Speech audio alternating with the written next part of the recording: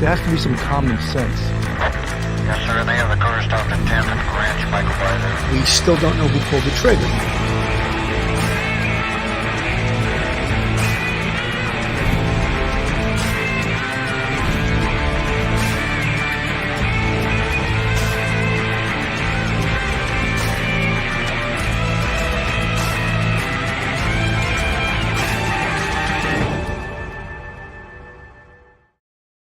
Hello, everybody, and welcome to Police Off the Cuff, Real Crime Stories. I'm your host, retired NYPD Sergeant Bill Cannon, the 27-year veteran of the NYPD, retired out of Manhattan North Homicide Squad. And I have a very, very special guest tonight. She's actually been on the show 2 or 3 times, but a while ago. We're so old. I can see I'm growing older and older as I haven't seen her in a long time. You never invite me back. I invited you, and she gets prettier and prettier, and she's like in the prime of her life. I'm moving toward the 4th quarter, or I'm in the 4th quarter, you know. So I'd like for everyone to welcome, I guess I would call you social media consultant, specializing in crisis communications and law enforcement, Yael Batur. Yeah, you got it. Well, you like the way I said that? I'm not even Jewish. No. I know that my wife's Jewish, so I'm not that helps me pronounce. You're Jewish enough for me. Now, what does your name have a special meaning, Yael Batur? What does that mean?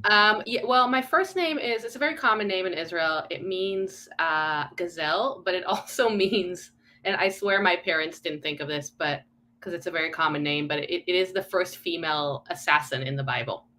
So now, Yael means gazelle. Mm-hmm. So do you run like a gazelle? I know that you were once a marathon runner, right? Yeah, but not like a gazelle. More like not like a gazelle.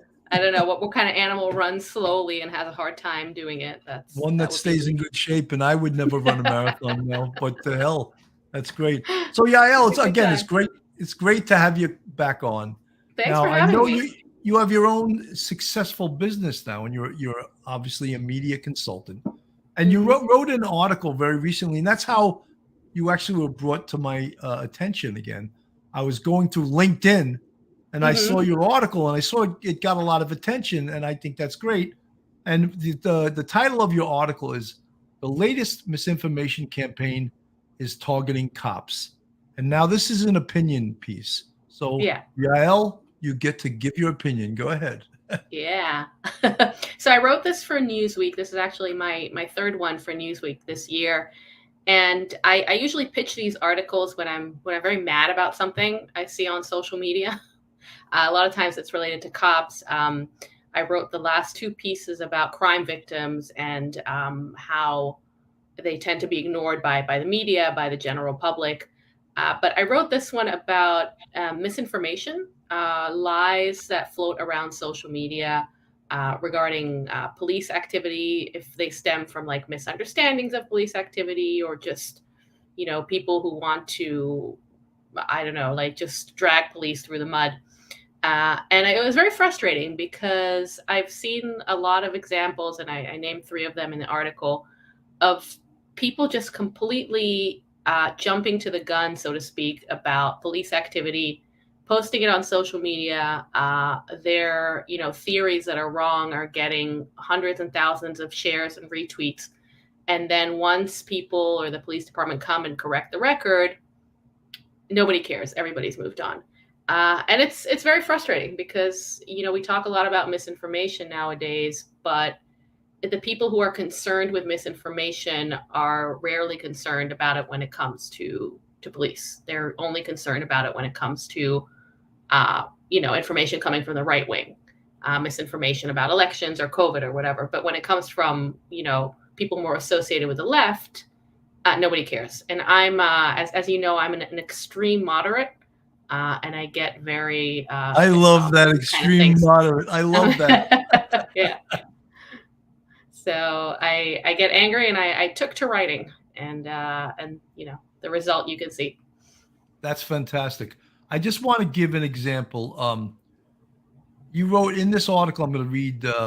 If you read the mainstream media or listen to technology experts, you will at some point hear about the danger of misinformation. It's all around us.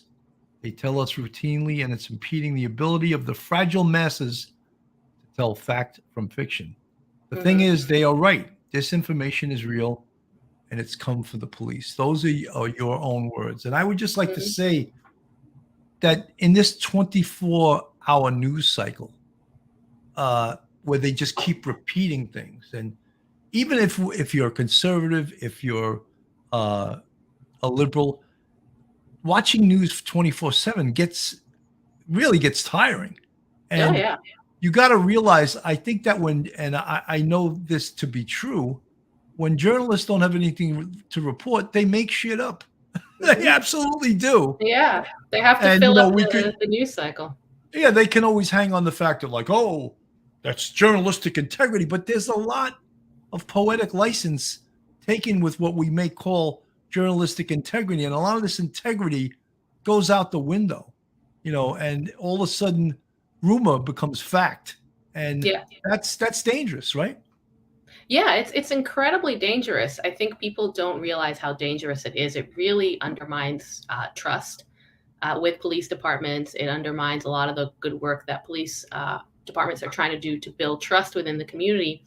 And it leads to situations where people are just completely terrified of police or think they will be shot dead just by interacting with a police officer. And I blame the just the media ecosystem for that, right? For people kind of falsifying narratives and spreading rumors. And we've seen it in so many police cases. And I wrote that line there, the fragile masses or the fragile minds or something like that, because again, when people talk about about misinformation, they tend to say like, oh no, if somebody's going to be exposed to this, they're going to completely, like if anybody's exposed to a vaccine, a YouTube or something negative, they're going to completely believe it. And there's a growing concern about that. But for some reason, people are allowed to just spread lies about police, and we're all supposed to just be like, well, okay, it's the government, so who cares? Well, let's go to one of the very biggest lies that was told in the last 2 or 3 years. And as soon as I say it, everyone will know it. And some people still believe that it was true. And that's hands up, don't shoot. Yeah. Hands up, don't shoot. Case of Michael Brown. Yael, tell the audience where that's from, because they may not even remember. Yeah, so this is, I believe 2015 or 16 was Michael Brown. Oh, it's the Michael Brown case. Yeah, in Ferguson, Missouri, a man, Michael Brown, was suspected of robbing a convenience store. He was pulled over by a police officer. There was a struggle, and Michael Brown kind of reached for the police officer's gun and ended up being shot and killed by that officer. And that caused days and weeks of riots, and eyewitnesses were saying that Michael Brown had his hands up and said, hands up, don't shoot. And that became Yael, that actually came from his accomplice, who was never charged. From his accomplice? Oh, okay. Well, Yes. Even better. He said hands up, don't shoot. He had his hands up. Yeah. Don't shoot. That and was it's out still now. a chant that you hear quite a lot these days. And I'll say something maybe perhaps a little controversial. I also think that the police department there bears some of the responsibility for not coming out as soon as they could with information. They sat on that for days and days and days and didn't release anything. And the problem is now, when you don't say anything, people fill the void with rumors. And that's the kind of thing that happens. But it's really unfortunate, because you see when people talk about how sometimes in protests they say their names, and they list names of people who were killed by police. Right. And you cannot compare these situations. They're all so different. Some of them are completely justified use of force. Some of them are not. In some cases, like in Minneapolis, it wasn't justified, and the police officer was put on trial. So, but people kind of make a blanket statement about all these people that were killed by cops without impunity, and it's just wrong. Yeah, because I think that they group all of these things together. And they even grouped them with what's his name, George Zimmerman, who wasn't even a cop. Yeah, that was a ton of misinformation. First of all, George Zimmerman also wasn't white; he was Hispanic. Yeah, If they yeah, want to get, if they want to, they pushed him as this white man that killed hmm Trayvon Martin, a black kid, and he wasn't a cop and he wasn't white. So, but yeah, the media threw that out there just to pour gasoline on a fire that didn't need any gasoline. yeah. And it's sad because there are a lot of instances, um, when things happen like this that involve maybe a white suspect and a black or Hispanic police officer, and they just get a fraction of the attention. And it just shows that how we're not balanced and how we're looking at this stuff. And if people want to, like have better policing, have a better criminal justice system, they need to be honest about what's going on and what's not going on. And unfortunately, I don't see from the activist side, from the politicians, and from many members of the media, especially the ones that are active on social media, I just don't see they're not trying to be balanced. They're not striving for truth. They're striving for clicks. Well, undoubtedly, there is a national and even an international anti-police bias that Yeah.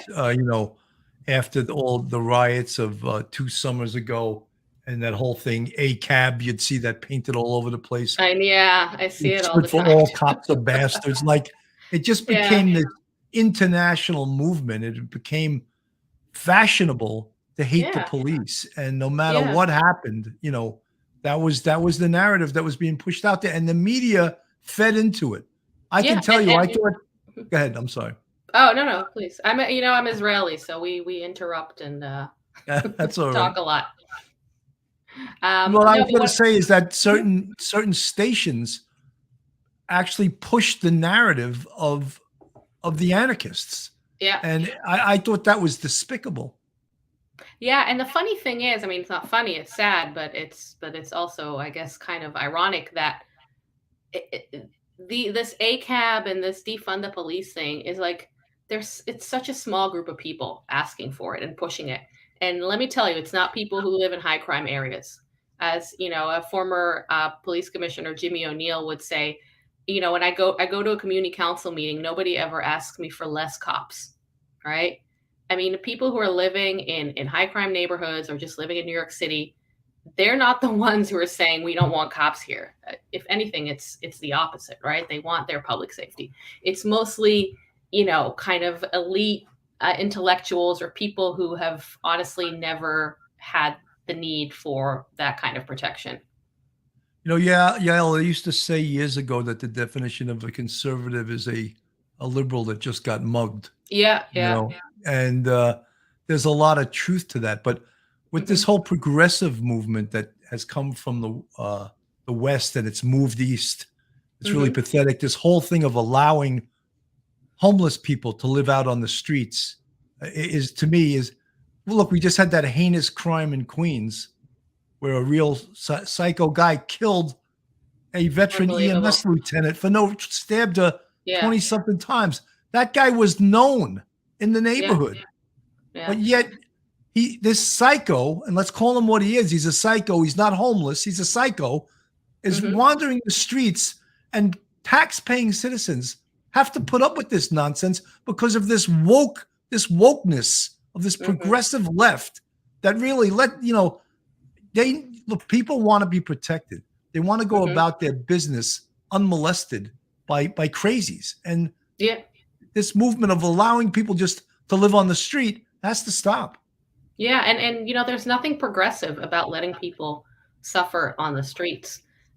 There's a great book that I'd recommend to your viewers if they're interested in this. It's called The Least of Us.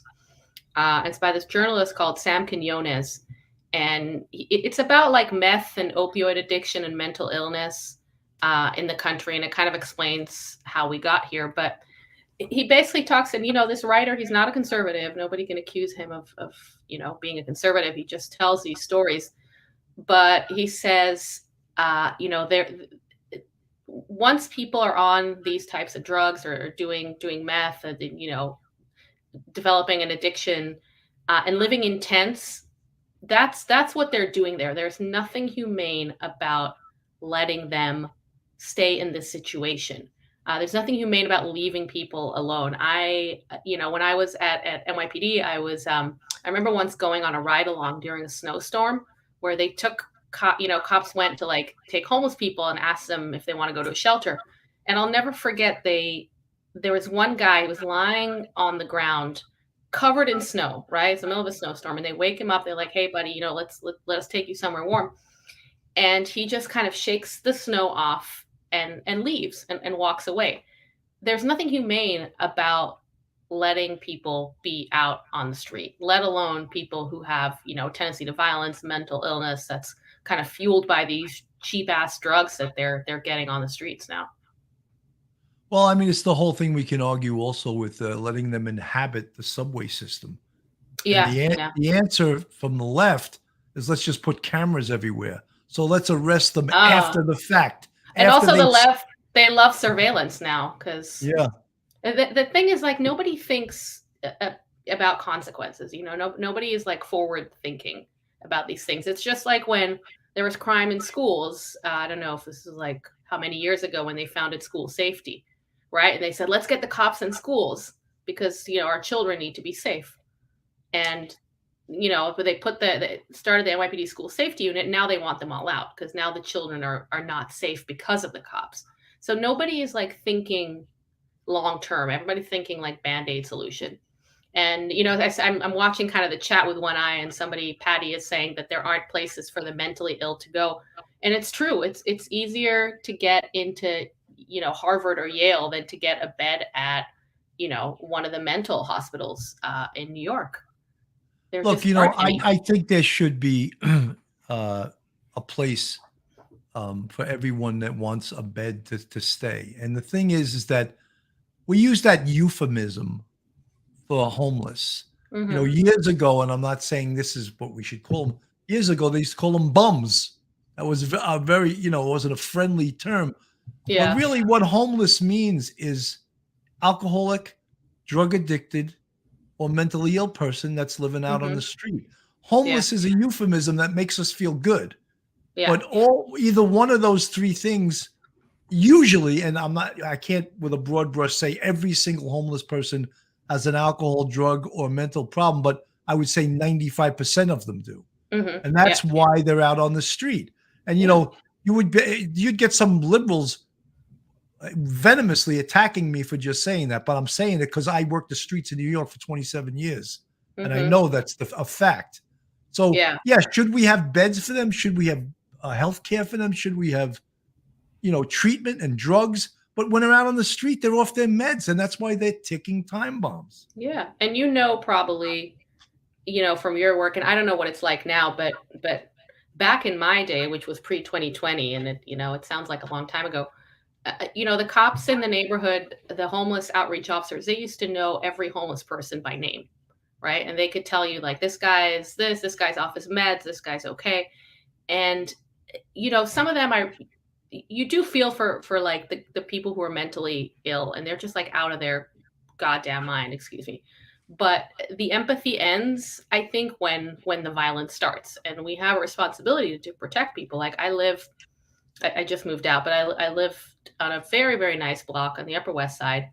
And there was a guy on my corner every day. And to tell you that I loved walking around there at night and seeing him kind of seethe and talk to himself, no, that's not, that's not fair to the residents of. That didn't make you feel safe. Right? It did not make me feel safe. No. I think it's very short-sighted to leave them out on the street. And then the other thing is people who think that government can help people overcome their addiction. I'm not saying there shouldn't be services, but think if you think about around you, people who are struggling, especially people that are struggling with mental illness or drug addiction, you can't help them sometimes as family, as friends, right? So we're saying like, oh, no, the government is going to fix this.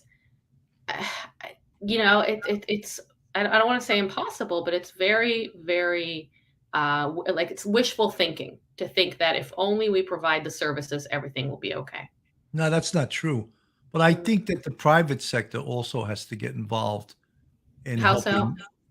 Well, with their big amounts of money they have, and you have money, and help these people maybe get jobs, even if they're the lowest level jobs, right? Yeah. But look, Help them. there are there are organizations that do like the bids, the business improvement districts. They hire Right.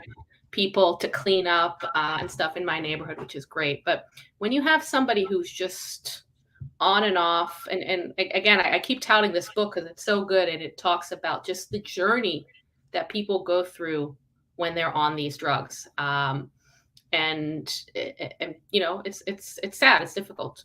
But you talk about the private sector, and I don't know if you notice that nowadays you see a lot more private security around. So every store has private security. Some of the bids hire cops to do like paid details in certain areas. Like, Yeah, there's a you lot know of why private that security. is? You know why that is because police are not allowed to do their job.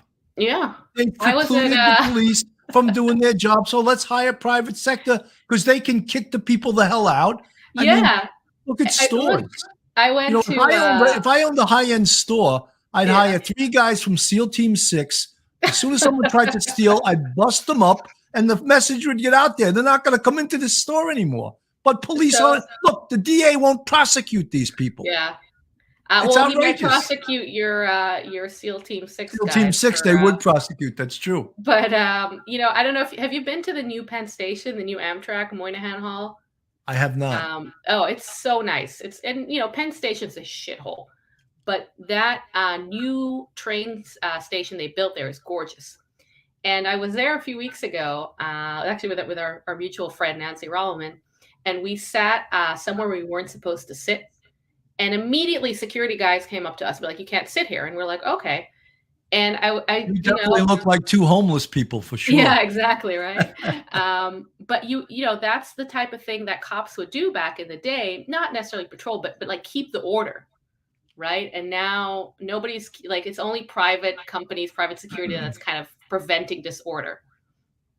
Because no cop is ever going to tell you you can't sit here. To quote a friend of mine, who's a woman, asked him if she could make a left turn here with her car, and he said, "Lady, you can do whatever you want." So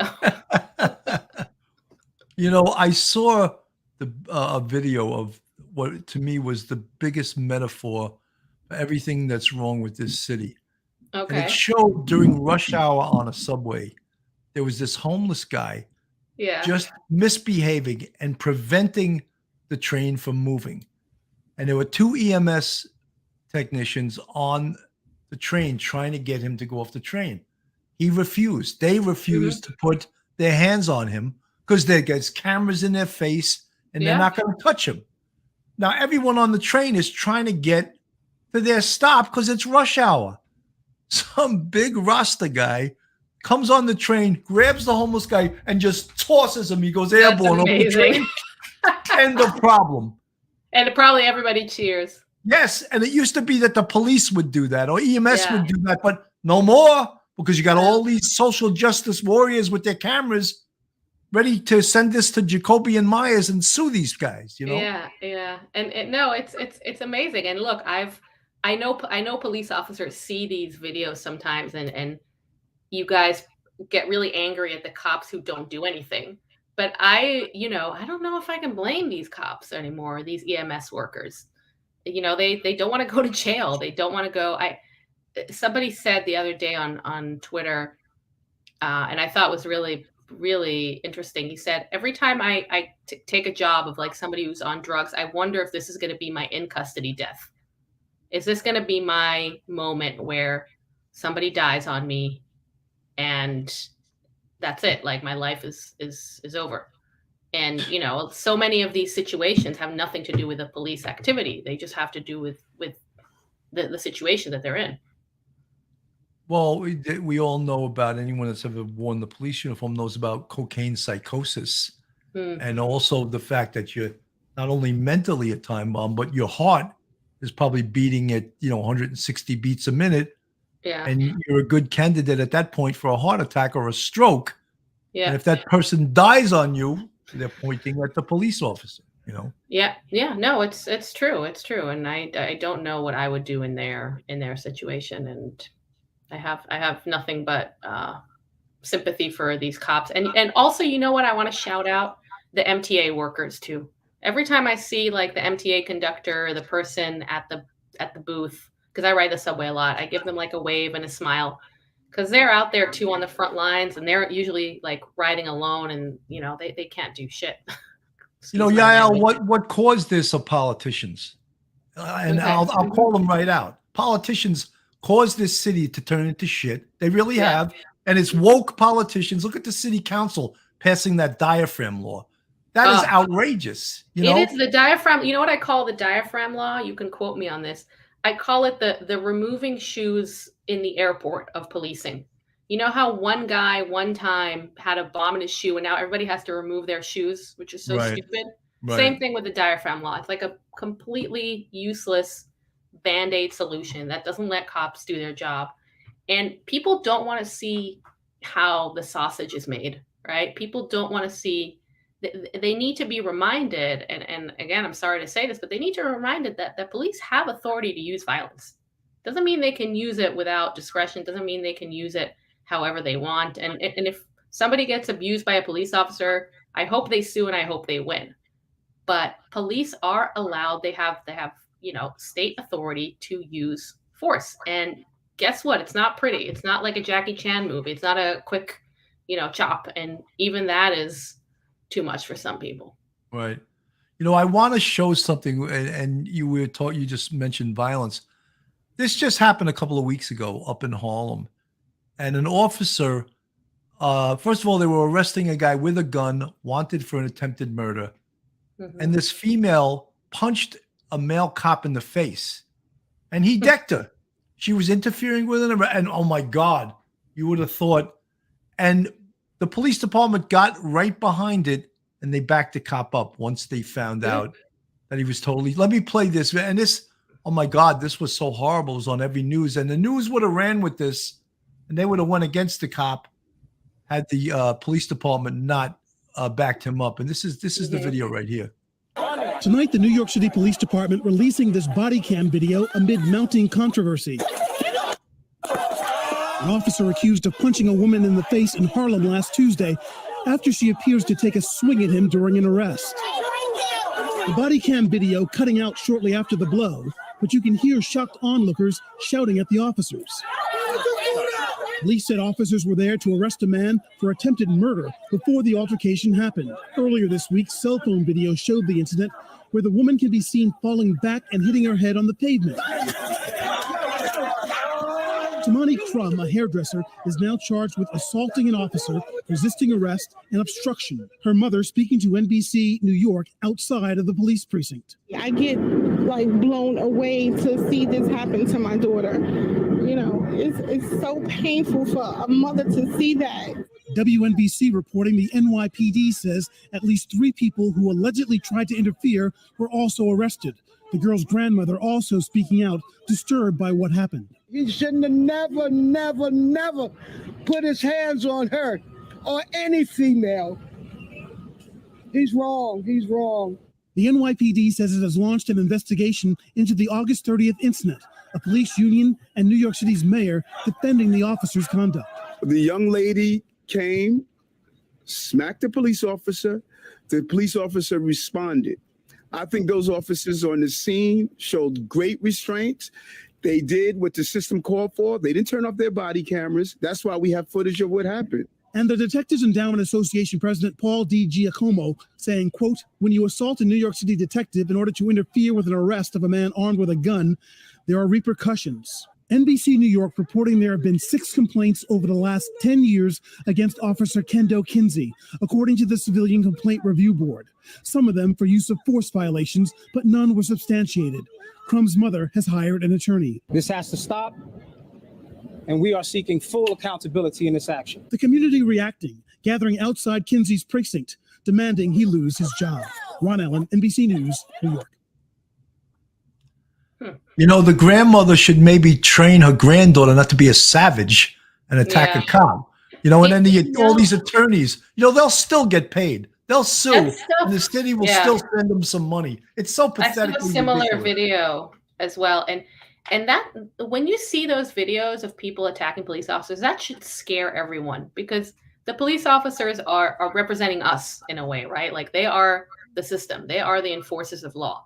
You do not put your hands on a police officer. You do not fight back. You are not, once you think that you are equal to them, it's anarchy, right? You can, again, fight back in court, do what you have to do, but they are not your equal. And you see more and more of that, and it scares me, to be honest. It shows that people are just have a complete disregard for the system that they live in. And it's the same people, and I'm sorry, but it's like people who litter, right? Or people who jump the turnstile.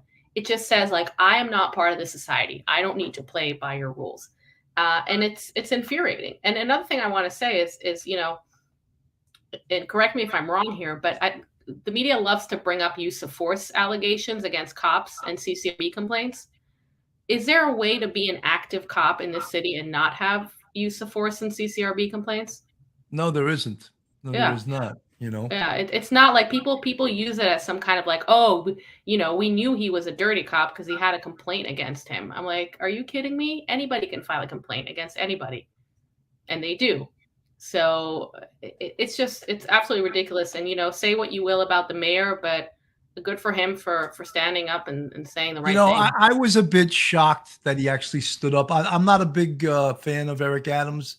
Mhm. He was a police captain. He was never a cop. Yeah. I'll put it that way. He was an activist even when he was on the NYPD. So Yeah. I think he had almost no choice. I hate to bring this up, but I wonder how it would have been had the cop been white. I don't know if Adams would have jumped to defend him. I really don't. He has a pretty good record of defending cops. He defended the cops in the subway who arrested a woman for selling churros or something. Like, he has a pretty good record. We can talk about the things that he does or doesn't do, but he does tend to say the right things. But people also need to be reminded that it's not an equal playing field. You can't you don't fight a cop. Once he has that uniform on, he's not your friend. He's not your ops. He's not your whatever. As we saw. And yeah. I want to play this because this is the most outrageous example of what you're talking about. Eyewitness News reporter NJ Burkett live at the scene on the Upper East Side. NJ. Right, Bill, this incident happened on the Lexington Avenue line at the 125th Street subway station. Officers say they spotted the teen jumping a turnstile, confronted him about it, and then apparently asked him to leave the subway station. They say he refused to do that, and what happened next was captured on cell phone video. Officers say the teen turned on them in a rage, and for several minutes, it was pandemonium in the 125th Street station. He could be seen throwing punches and landing punches as the officers struggle to arrest him. He will eventually be subdued and taken into custody, and then released within 24 hours without posting bail.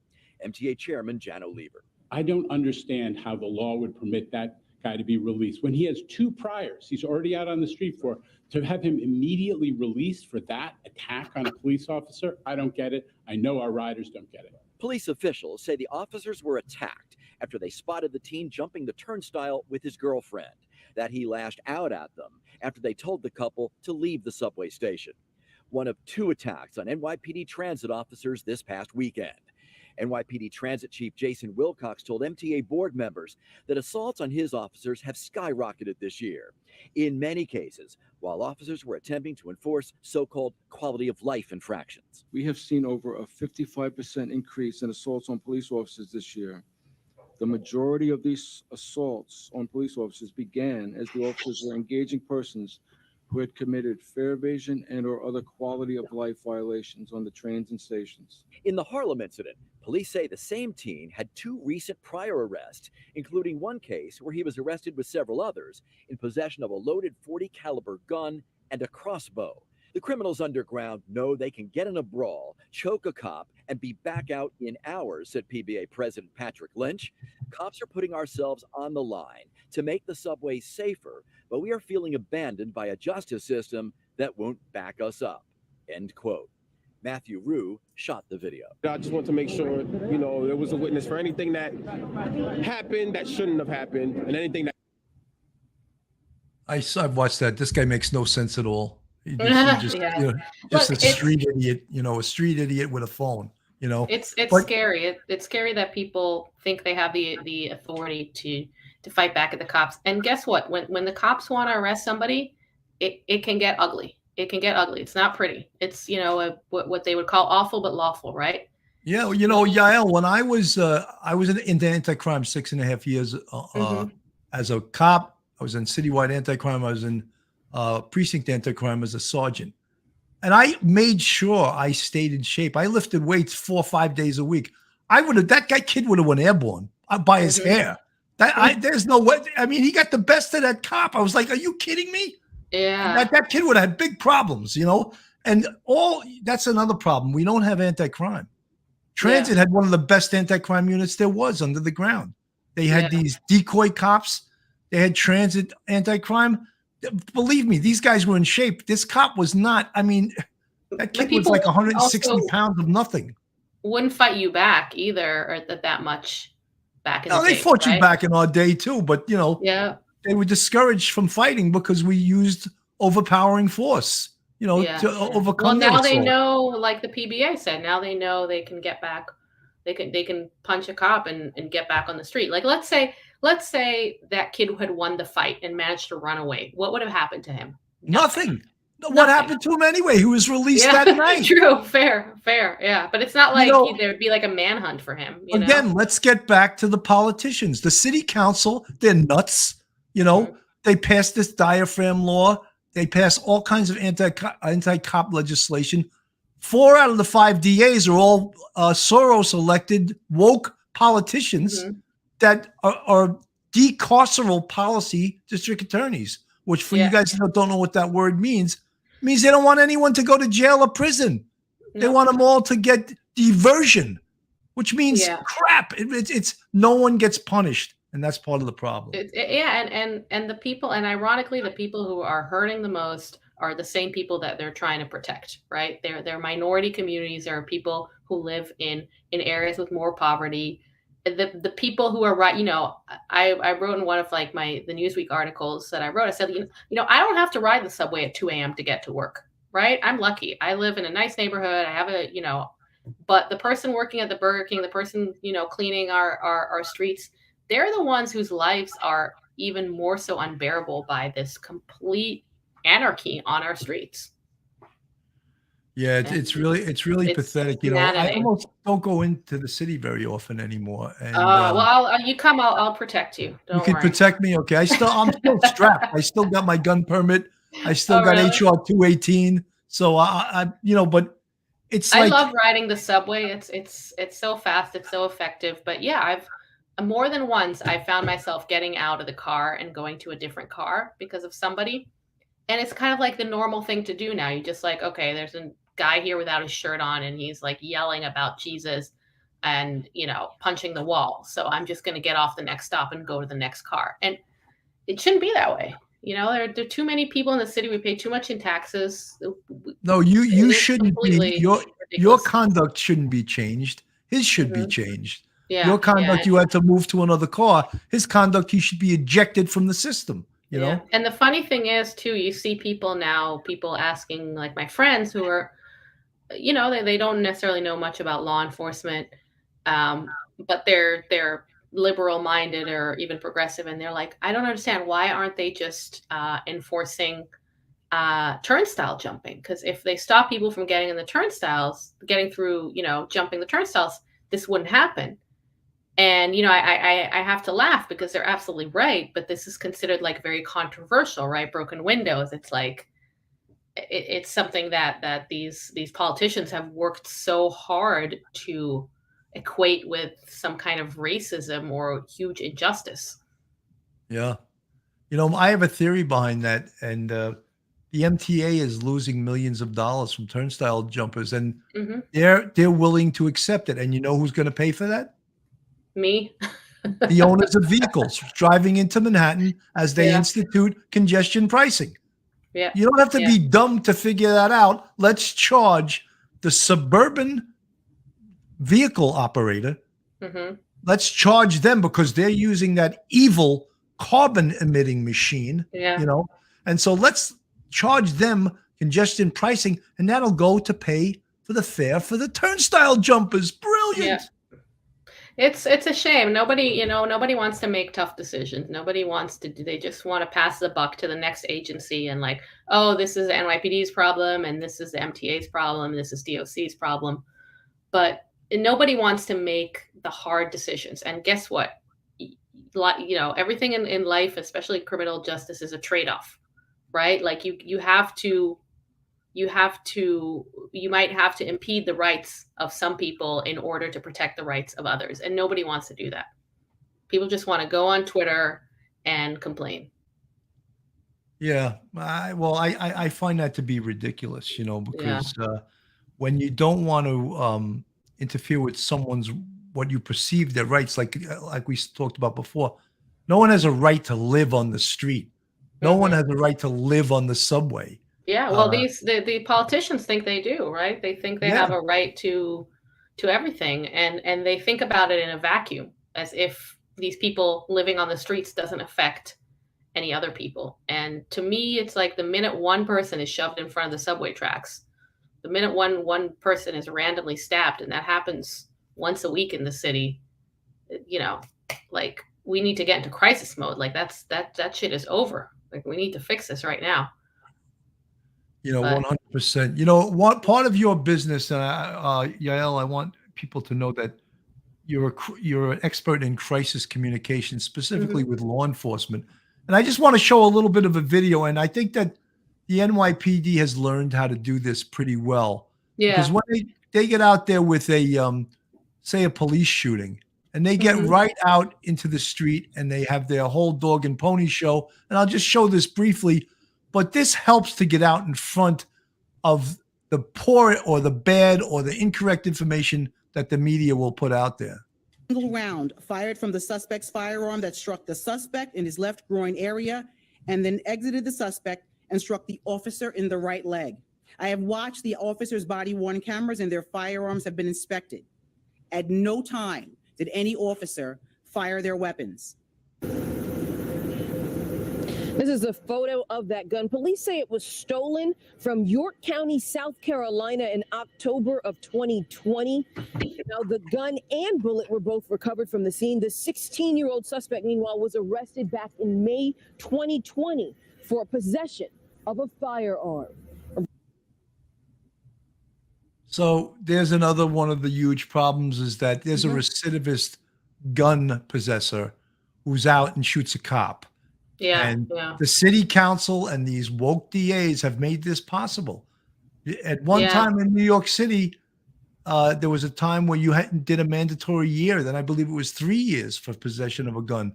Now, this guy would have got off on 2 counts. He's between the ages of 16 and 18, so he's going to be prosecuted in family court, which is an absolute joke. And the other thing is that they wouldn't even prosecute a gun. This new district attorney we have, people are being released all the time for possession of firearms. And then what's their answer? They put signs up. This is a gun-free zone. That is lunacy. That is absolute lunacy. I'll never forget this social media exchange when I want to say it was the district attorney in Los Angeles or somewhere in California, not San Francisco, but one of the progressive district attorneys.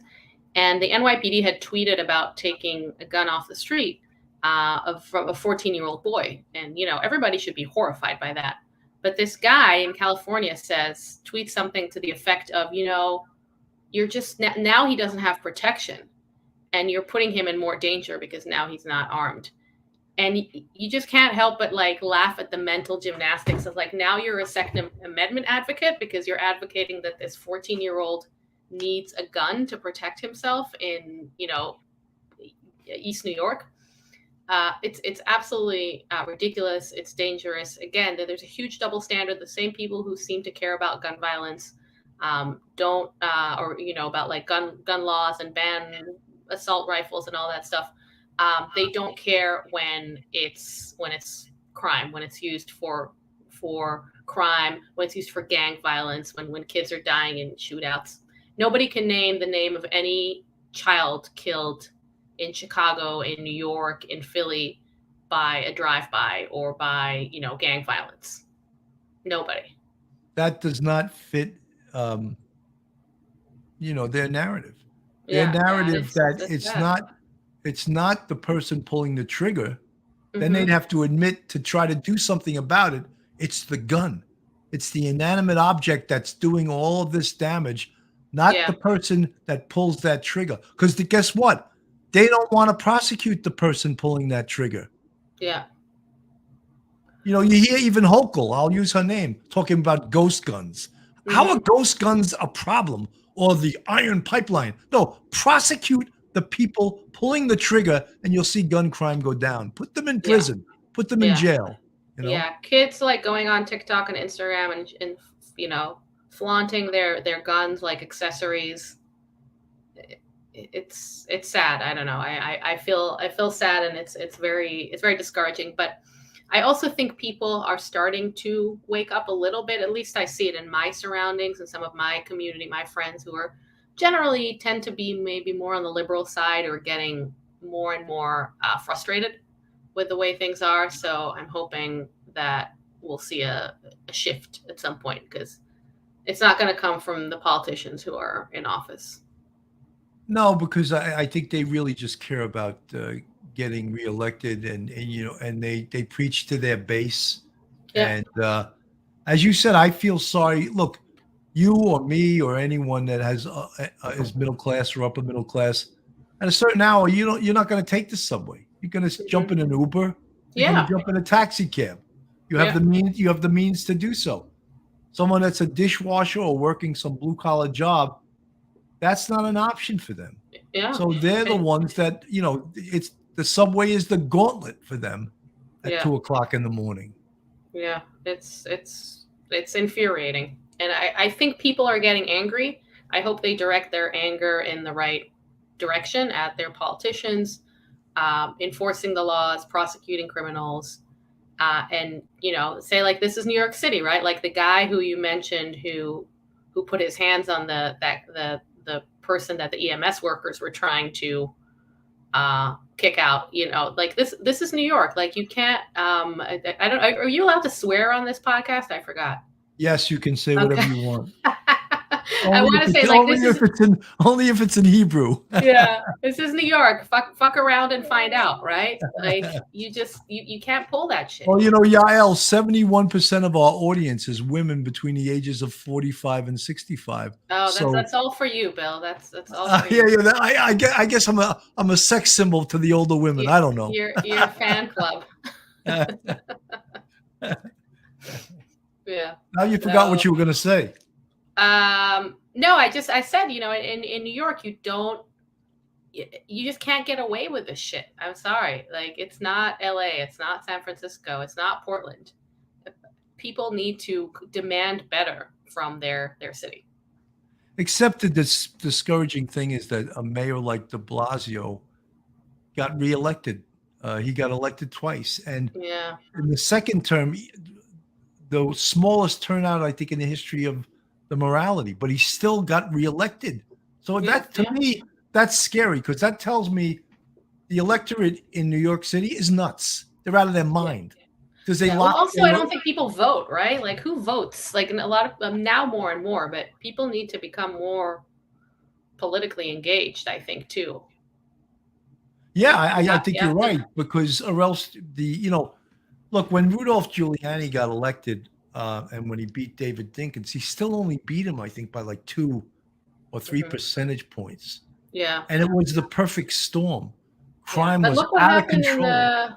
in the recall in San Francisco. That's a little, I hopefully, a sign of progress, where people in San Francisco, one of the most liberal cities in the country, recalled their district attorney because he was a whack job. Well, his mother and father were part of the Brinks robbery. All 4 of his parents. We have a friend who says all 4 of his parents are terrorists, because his mother and father were in jail for the Brinks robbery, and he was raised by 2 other terrorists from the Weather Underground. Yeah, but you also realize Columbia University hired his mother as a professor? Oh, yeah, of course. I mean, that's the city we live in. But that, but if a speaker comes to Columbia to talk about Israel, there'll be protests up and down Morningside Heights. Yeah. So I find that extremely disturbing too.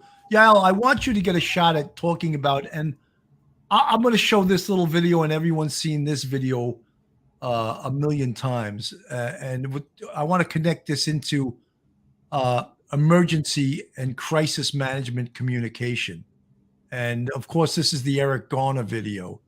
And we watched this probably. The news couldn't play this enough times.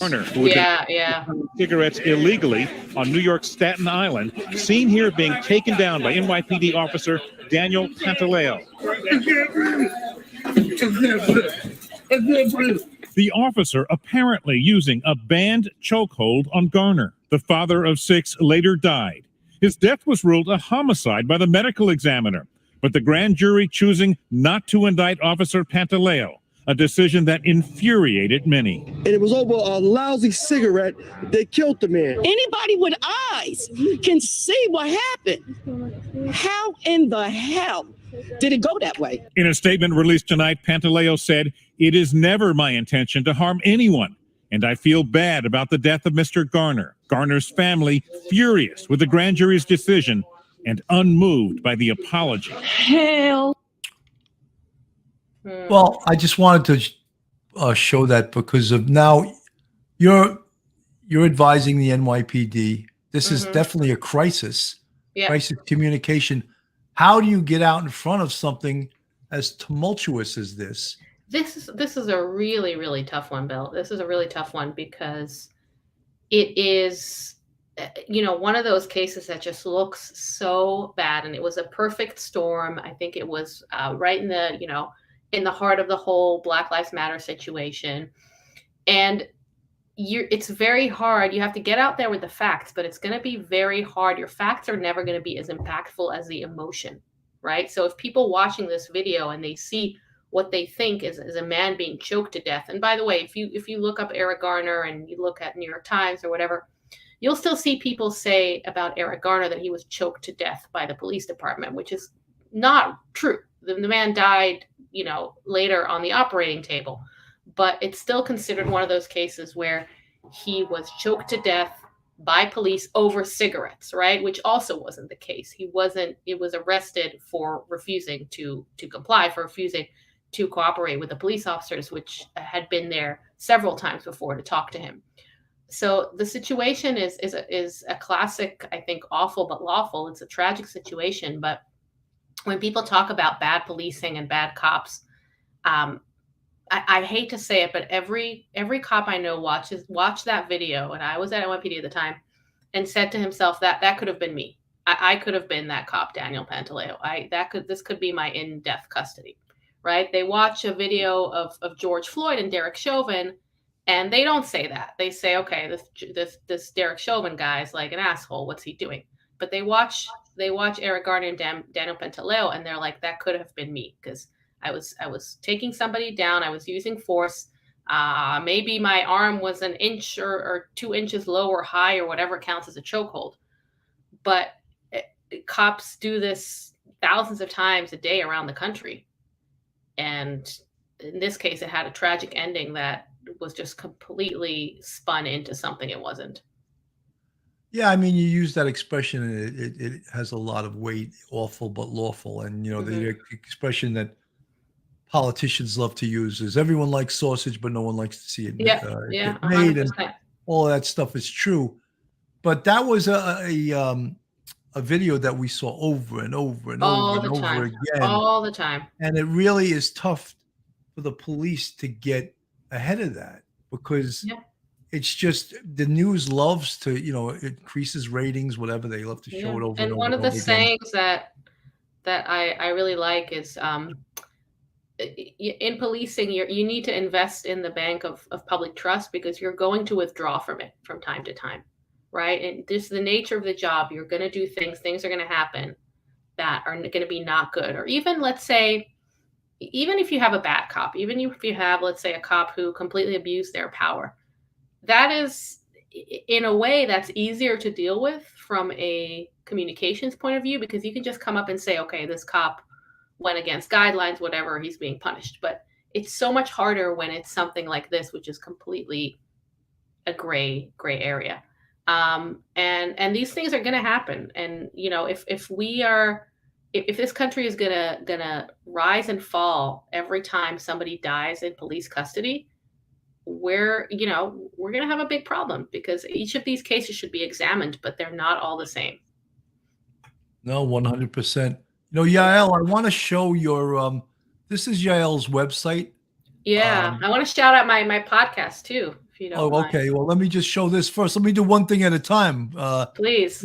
If you guys want to go on her website, it's yaelbartour.com, and it'll tell you what she does, her story, and all of that stuff. And let me just remove this. Now your podcast. What is your? Yeah. So first of all, you can follow me on Twitter. My Twitter is yaelbt. And I also have a podcast. If you want to listen to it, it's not about policing, but I think it's pretty fun. It's called Ask a Jew. You don't need to be Jewish to listen to it. You don't even need to like Jews. You can be an anti-Semite. We have a lot of anti-Semitic listeners. But it's myself. And you're actually encouraging them to come on your website. It's any traffic is good for us. No, I'm joking, but it's me. I'm a very secular Jew, and my co-host is an Orthodox Hasidic Jew, like the ones you see in Brooklyn with the wig and all the kids and everything. And let me tell you, Bill, nothing is off limits on our show. There is a lot of swearing. There's a lot of talking about topics that are taboo, and we just have fun. So if you want to listen to it, it's called Ask a Jew. You can find it wherever you find podcasts. And I'm on Twitter as well, just getting angry at things related to police and Israel for the most part. Yael, Squirrel Sandwich, thank you for the $2 super chat. And Thank you. She wrote, "This guest is fabulous." Squirrel Sandwich, Aw. I just got to know, is that Squirrel Sandwich kosher? Because we have Yael on tonight. I gotta know that. That's a good point. That's a good point. But we'll take it anyway. She is a fantastic guest, and I've had her on before with a writer named Nancy Rommelman, who's Mhm. also a very interesting person. And I do a lot of shows on this, and I've sort of segued into doing almost 90% real crime, more than that probably, Mhm. almost exclusively real crime. And Mark and I, who started this show, I don't do shows with him anymore. He's still on the channel. He Mhm. does a show on Monday and Thursday. Monday, it's called The Week in Crime with Mayo and Meso, and Thursday he does After Hours with Mark DeMayo. And I just do police off the cuff / real crime stories. And I either do You it should talk myself. to Nancy about Portland. She's been following a horrific case there of a woman who was murdered by her partner, who was released, of course, after threatening to kill her, which he eventually did. So What's the name of the person that was murdered? I forgot, but if you go to Nancy's Twitter, she talks about it a lot. But it's a horrific case of domestic violence that It was his wife or his common law wife. Yeah, could absolutely have been stopped, but these crazy ass politicians decided that this guy deserves a second chance, or a third, or a fourth, or a fifth. Wow, that's crazy. Yeah.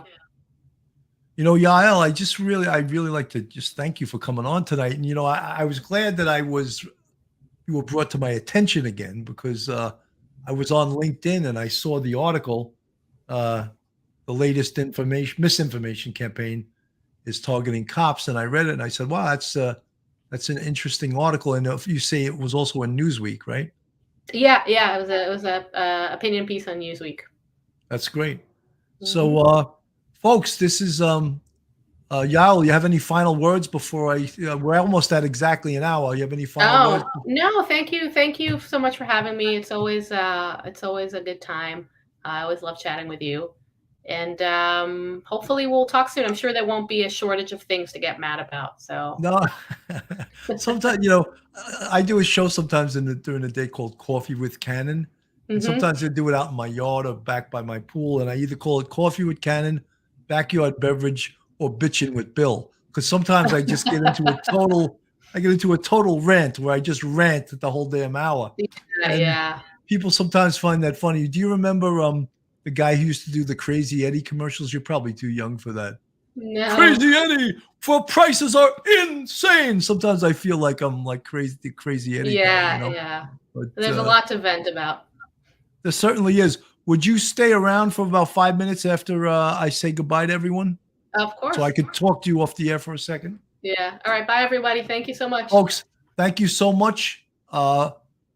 This is the second show I did today. I did a show at 12:15. Thank you so much for coming by this evening. On behalf of Bill Cannon and Yael Bartor, have a great night, everybody. One episode just ain't enough.